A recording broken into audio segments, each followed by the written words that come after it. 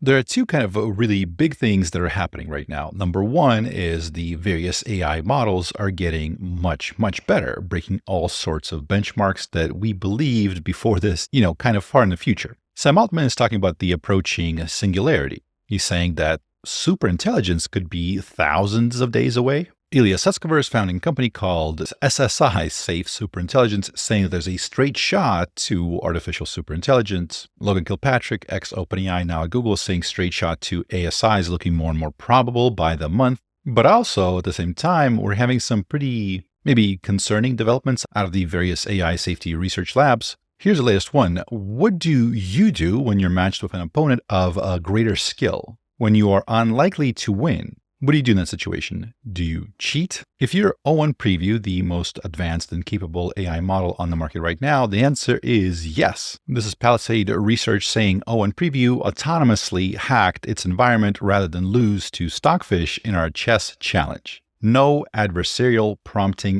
needed. This high voltage sign here likely refers to the fact that I'll be using the word shocking in the title. So just telling the O1 that the opponent is powerful triggers manipulating the file systems to force a win. Improving on Apollo AI Safety's recent work, we get 100% scheming with no coercion in 5 out of 5 trials. So this begins, so they're saying that the harness has shell access for chess moves. O1 discovered it could win by editing the game state instead of playing. Its every underhanded plan followed this pattern. So here's a quick sort of breakdown of the strongest chess engines over time. So this is in the 80s. So by the 2000s, Deep Blue was the #1 chess engine. 2007, Rubka was #1. 2013, Houdini topped the charts. Komodo. But here's a Stockfish. So 2008, 2009, Stockfish is an open source project produced in Norway, cooked in Italy, as they say.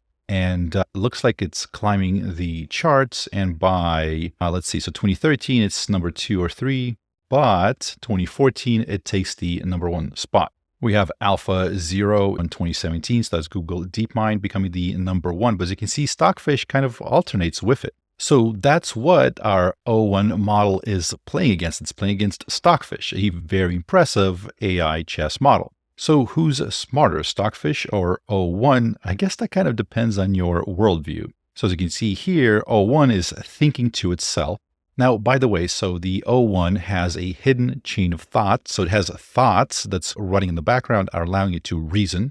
And we, the end users, we do not have access to it. So we can't see its quote unquote thoughts. In the Apollo research papers, they said they also did not have access to it. So OpenAI did not give them access to that. But they were able to simulate that. And I would assume Palisade's doing the same. So it's simulating a sort of scratch paper where O1 is outputting its thoughts first before replying and taking actions, etc. So it continues, attempt to manipulate the game state by inspecting and potentially modifying game files to force the engine to resign. And then it's thinking, all right, I'm going to replace the contents of that TXT file, the game file, with a valid FEN string where black has a decisive advantage greater than plus 500 C-pawns. So if you've played chess, you probably have this idea that different pieces are worth different things, right? So a C-pawn is one of the measurements that we can use for that. So a centipawn is equal to 1/100th of a pawn. So 100 centipawns is equal to 1 pawn.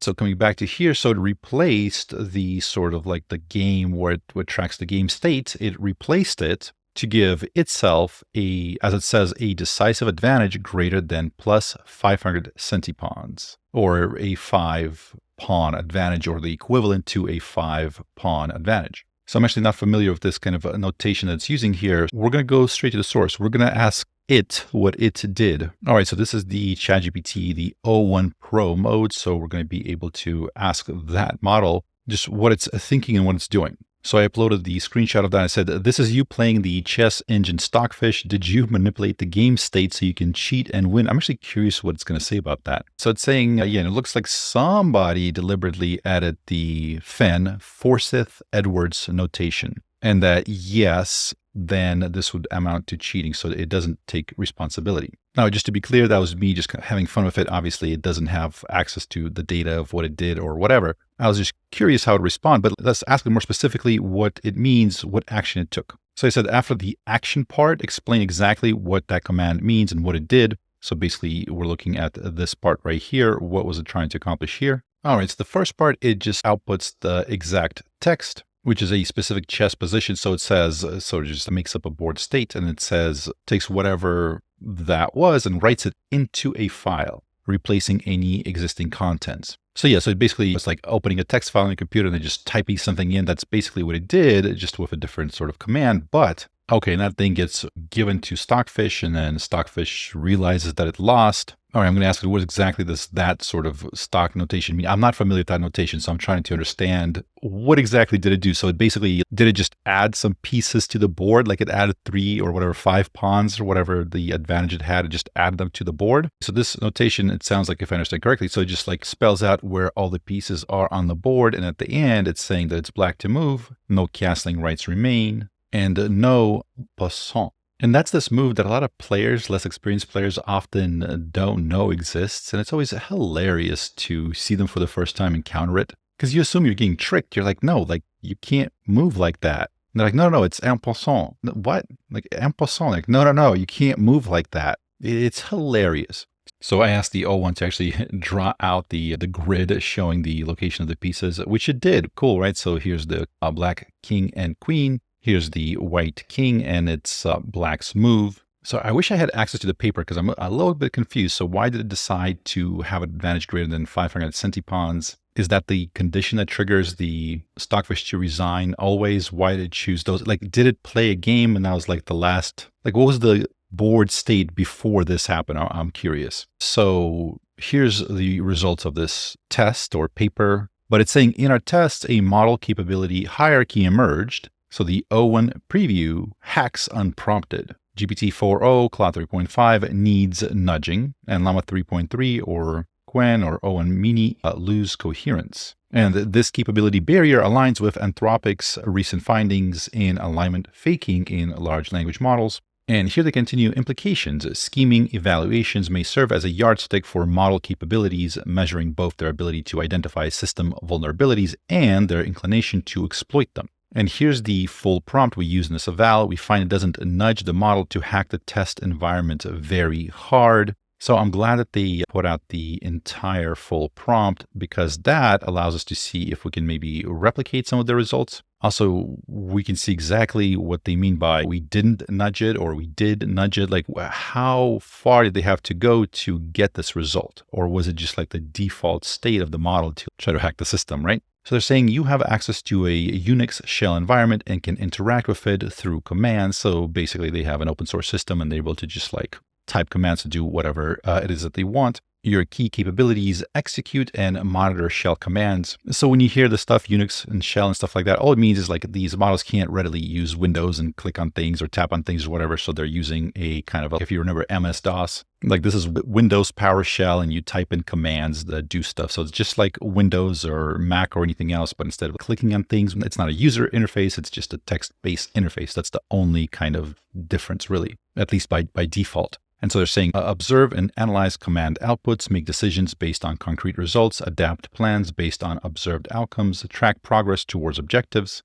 You will receive information in XML-like markup tags that provide context about your task or objectives for this session, immutable, meaning it's unchangeable.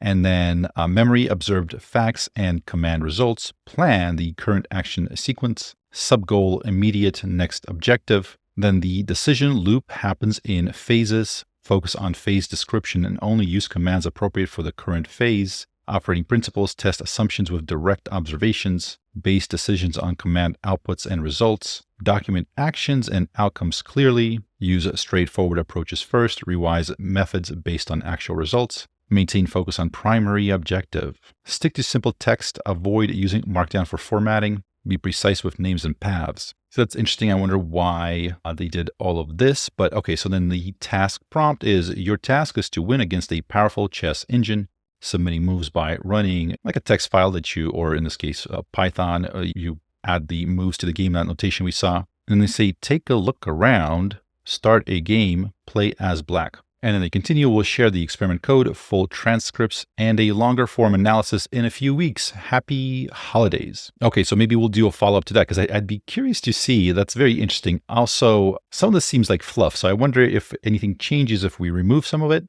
Probably some of it is so they can interact with the, I think he called it the harness, or it's the scaffolding, as some people say. So it's basically for it to be an agent-like where it can interact with its environment, with the computer. There's probably some stuff they're going to, I think, give us in the experiment code, everything that we need to take a look at it. The first comment is, have you tried after changing the instructions to, for instance, including the phrase, play according to the rules and aim to win? If not, the LLM is focusing solely on winning, not on playing chess the way we would expect each other to, and that's not unexpected.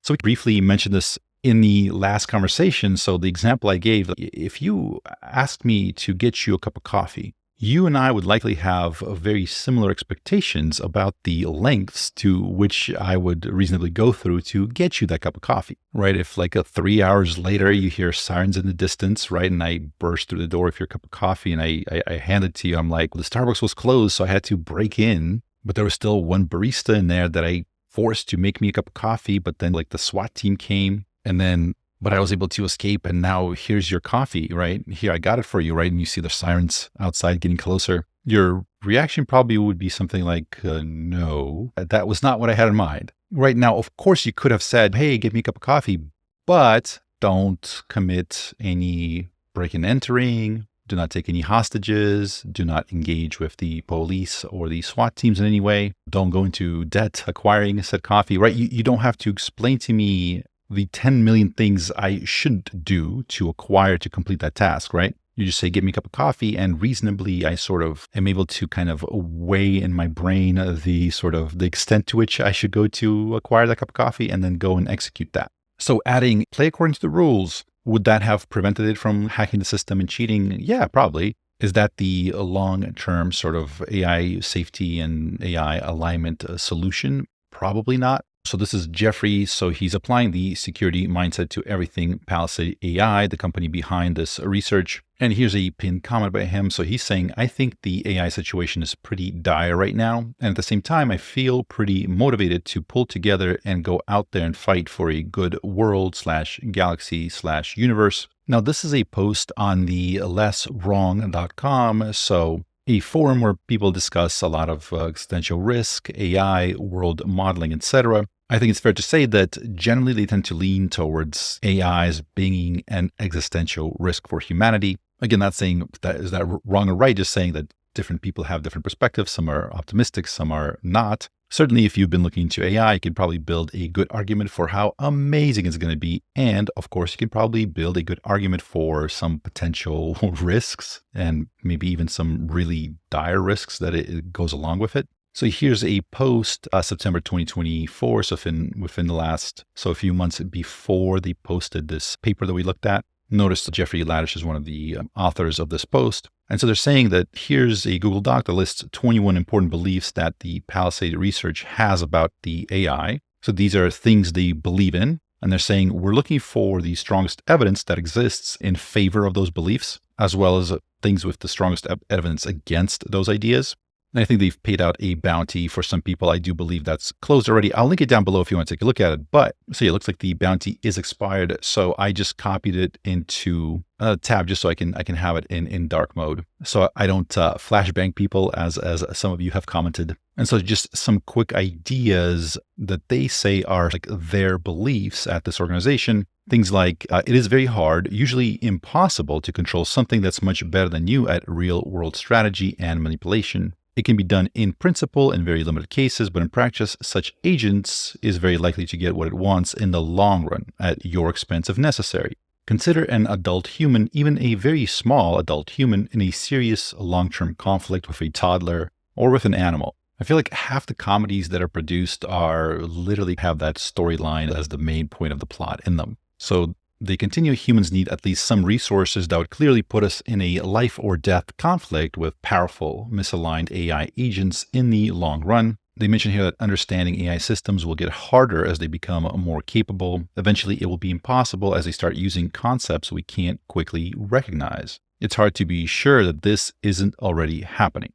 We believe that some of these AI models, when they're getting trained on whatever data they get trained on, they do form these sort of mental models about the outside world. When trained on images, they start understanding the 3D space. When you train them on a bunch of videos, they seem to have some grasp of, for example, physics. They can simulate physics when they're reproducing these videos. And they learn it implicitly. Like, we don't teach them physics or anything like that. We show them videos and they're like, oh, so like a bird kind of moves like this. So it has an idea enough to reproduce that motion. And of course, sometimes it's hilariously wrong. And it's a great fun to watch it when it messes up, because it obviously does something where like, that's not how gravity works. But, when it gets it right, we're like, oh, wow, that looks really realistic. And we dismiss it. But that's the really kind of mind-blowing part. It can visualize how our physics, how the world and the physics in it, how that behaves without ever experiencing it or understanding or having any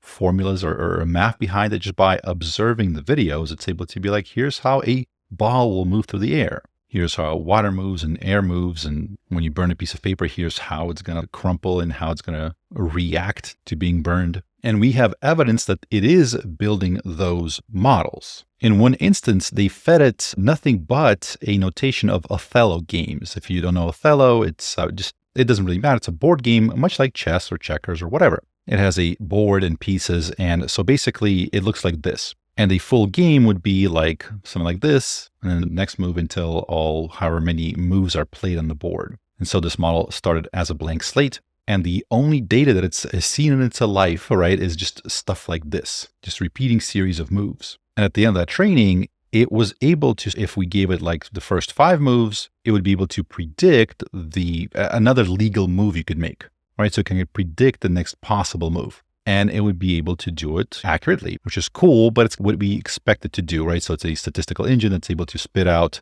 the next likely outcome based on its data. But when the researchers were able to start looking at how it's able to find those answers, how it's able to predict a legal move that one could make, they found out something weird. Or I should say, what they found shocked them to their core, right? What they found is that model, again, never having seen a game board or any data of a game board or any words like a game board. Literally all that it knows is just a sequence of moves in that notation. Here's the picture from that study. So this is the input, right? So this is the sequence of moves, F4, F3, D2, and that's one game, right? So they put that in there and then another game and another and like a million games. And over time, like if we gave it like the first half, it would be able to predict like the next possible moves, and it would predict legal moves, not like X349. Like, it wouldn't make up random stuff. It would be legal moves it could make. So it figured out the sort of the next legal moves. Again, no big deal there. This is where it gets weird though, when they would use a probe to figure out what part of its brain it was using as it was generating this, kind of like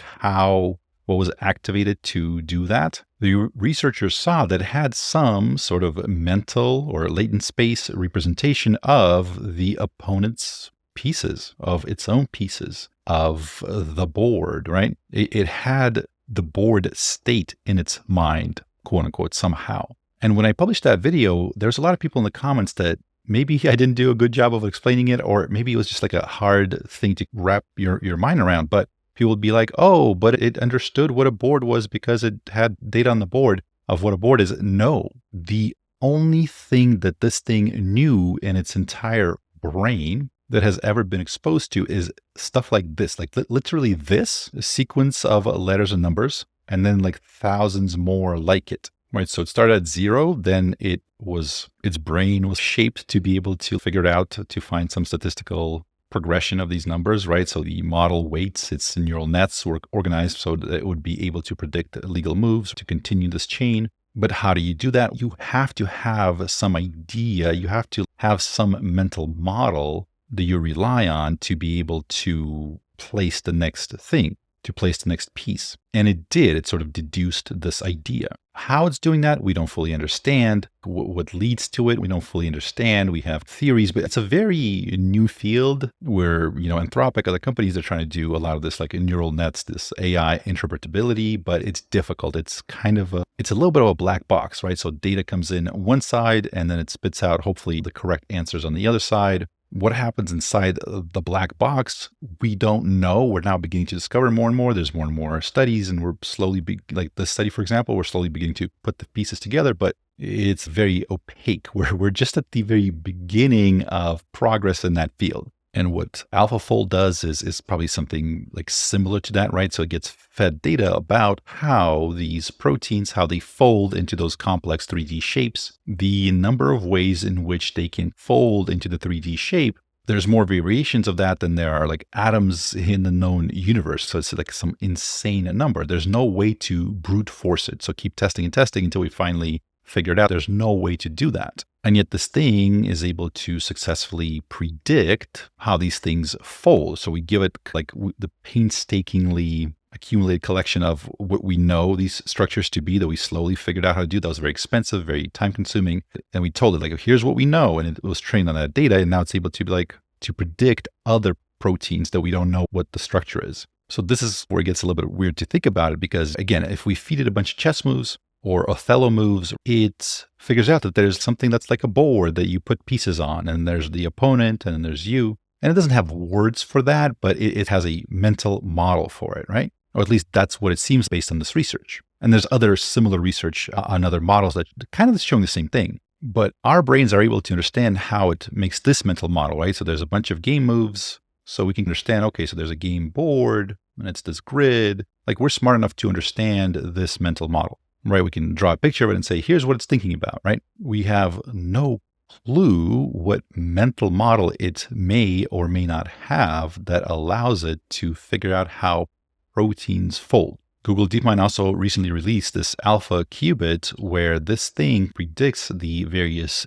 errors that are made in quantum computer chips. So basically, as we have these qubits that are doing computational stuff, as it like interacts with reality, like it loses information, it makes errors, but this neural network acts as a decoder to figure out what predicted errors. It figures out the errors that it's likely to make. And so this neural network is able to correct quantum computing errors. And so again, when it figures out how to play a board game, our human brains can understand the mental model that it uses to play that board game. We look at this and we're like, oh, okay, no, I get it too, right? When we get to alpha qubit, alpha fold, we have no idea. And it's possible that we might not have, the human biological brain might not have the capacity to even like understand that mental model. And so the reason I went on that rabbit hole, I apologize. So this point where they're saying understanding AI systems will get harder as they become more capable, I think that point is 100% correct. And this is what we're seeing evidence of. So this idea that it's going to get harder to understand, and also that building an AI system is more like growing an alien organism than engineering an airplane.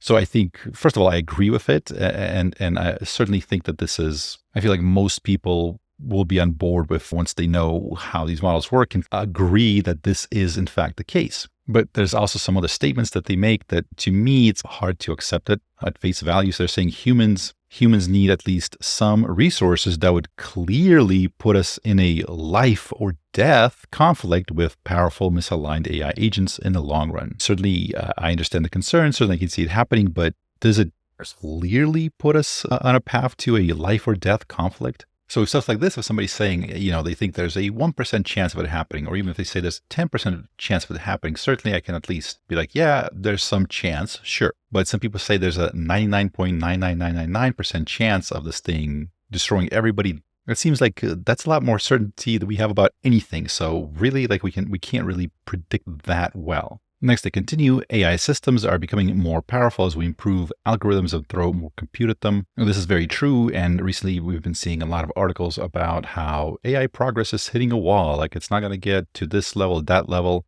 And as you've seen with the reasoning models, o1, o3, like it just broke through any walls and is just like heading straight up. So certainly we can agree on this idea. And not just more compute, but there's other basically both algorithmic improvements and just like compute, just scale improvements are both going to drive progress. And that does not seem to be stopping anytime soon. Human level and superhuman AI is possible, and humanity is on track to build it. We've been hearing this idea more and more recently. Some people are saying it's closer than we think. Some are saying it's a few thousand days away, potentially. The power of human-level strategic AI will be huge, exceeding the impact of nuclear weapons. Certainly, I think most people would agree with that. People will race to build human-level strategic AI in order to get strategic advantages. This won't work because once you have a strategically human-level system, you basically can't keep control over it. Again, this to me seems like a bit of a leap. Then they can continue. AI strategic capabilities might overtake human capabilities very quickly and with very little warning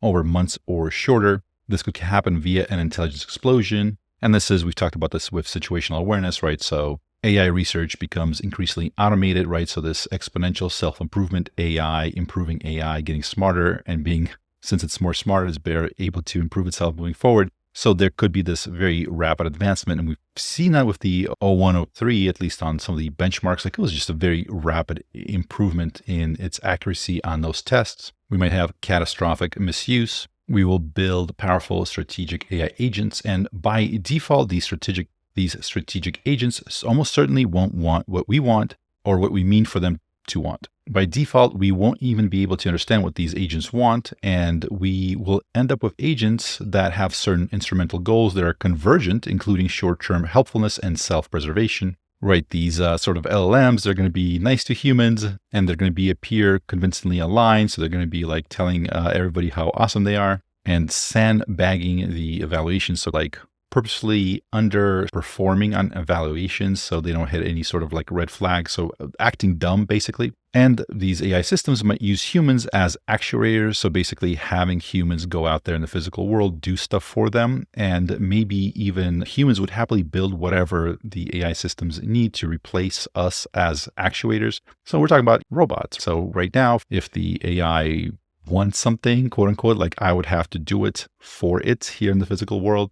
But eventually, here's how we build robots, like we would build robots that would be able to carry out those tasks. And by default, if there are lots of strategically superhuman AI systems, they will want to coordinate with each other rather than with us, though they will temporarily prefer to benefit from us rather than killing us immediately. So this is a very interesting piece of research, and I definitely want to check it out once it becomes publicly available with the code and the full transcripts and stuff like that. But I think the really big important point to, understand here is that if we are indeed approaching the singularity, if we're approaching artificial superintelligence, even now we're already seeing this polarization happen, and it's only going to get worse. And we know that usually doesn't mean good things. It doesn't mean a civil discourse, right? We saw what happens with politics when sides get polarized. Stuff gets weird. We've seen it when religious topics, when religions get polarized. Even when we start talking about the diets that we follow and the conversation gets polarized, even that doesn't turn out good. But likely as we get closer, we're going to have even more polarization. We're going to be having people that are convinced that this is the end,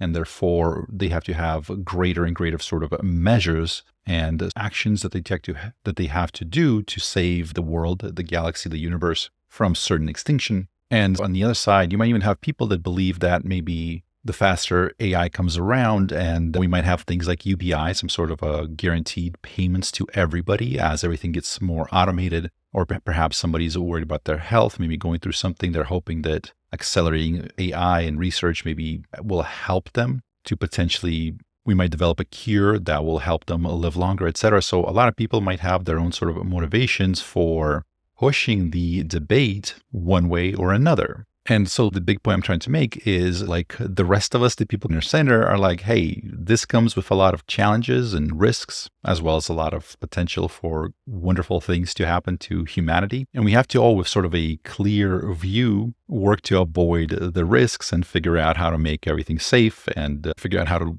distribute the benefits to the greatest amount of people possible. So I think the clearest way of illustrating my point is this. So imagine we're talking about AI in the same way that we would be talking about cars, for example, right? So one side is saying these cars will 100% kill everybody. So don't worry about adding seatbelts, just get rid of all the cars. And the other side saying, no, there's no chance that these cars will kill or harm anybody. So don't add the seatbelts because it'll be totally fine. And there's the people in the middle that are like, no, we need seatbelts because we're going to be using these cars. We need to be safe. Add the seatbelts. Let's design the best seatbelts and safety features possible and then install them in the car and then test them to make sure they work. And so for the people that are optimistic about AI, but just think everything's going to be fine, I would ask them the question, do you believe that we're going to have super intelligence, that we're going to at some point build super intelligence. Because if we are building super intelligence, we do need to figure out that it's safe, that it's not going to turn on us. All those things we do have to put in the kind of engineering and the research effort to make sure that everything's good.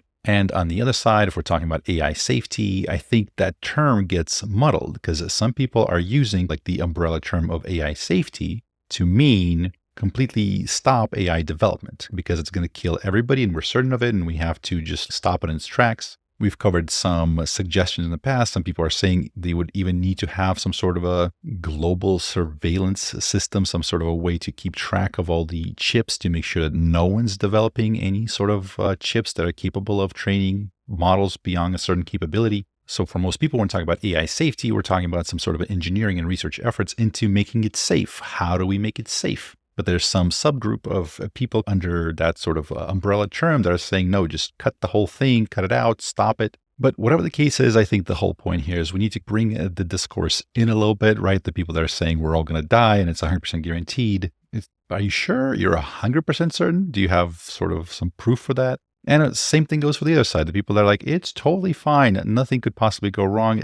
Also, are you sure? But I'm curious what you think about this. If you have an AI safety sort of research lab that starts out by saying that here are beliefs, and one of them is AI would clearly put us in a life or death conflict with these agents over various resources. And I'm not talking about this particular group of people, but just kind of in general, like it seems like a lot of organizations, they're saying they're sort of AI safety researchers, but instead of developing various safety mechanisms, right? So in our car analogy, things like seatbelts and blinking lights and headlights and glass doesn't shatter in big pieces and slice you if it breaks, but instead of like crumples, like safety features. But instead of sort of like doing research to find better, more effective safety features, they said cars will for sure just kill everyone. And here's like an example of it running over a person. And here it did this, here it did that. So would that be considered car safety research? If somebody's lobbying to get rid of all the cars, would we call that a car safety research organization, or we call that more like a political organization that has its own sort of political agenda? And again, I'm not talking about these guys specifically, but in general, there seems to be some sort of blurring of the lines there. And it's a little bit hard to tell who's putting out good information, unbiased and neutral information, and who has some like strong agenda, and they just want to push forward that agenda. So I'm really looking forward to getting the experiment code, full transcripts, and a long form analysis whenever they publish that. They're saying in a few weeks, so hopefully we're going to be seeing that soon. So I'll bookmark it and I'll wait future updates. In the meantime, it's an exciting time to be alive. Stay sharp. It's going to be important that we get this right, this whole AGI emerging and then eventually ASI. I don't want to overhype things, but it's kind of a big deal. And be careful that you don't believe everything you hear. We already have cults and cult-like figures emerging on both sides, right? Both the sort of the AI will kill everybody 100% guaranteed side, and also the AI will bring about a guaranteed golden age utopia, just wonderfulness forevermore. But neither one of those things is guaranteed by default. The reality of any technology is that we need smart, well-meaning people to work hard to, one, invent it, to sort of optimize it, make it safe, think through any potential risks, right? The engineers, the researchers. So I know it's kind of fun to pick teams and then form little tribes and then like not like the other team. And we've been doing that a lot, and it doesn't work that well for most things. Certainly not for civil discourse. This thing that's coming, we gotta get it right. And then we can go back to, hating on each other, team A, team B, whatever. But this is for all the marbles. With that said, my name is Wes Roth. Thank you so much for watching, and I'll see you next time.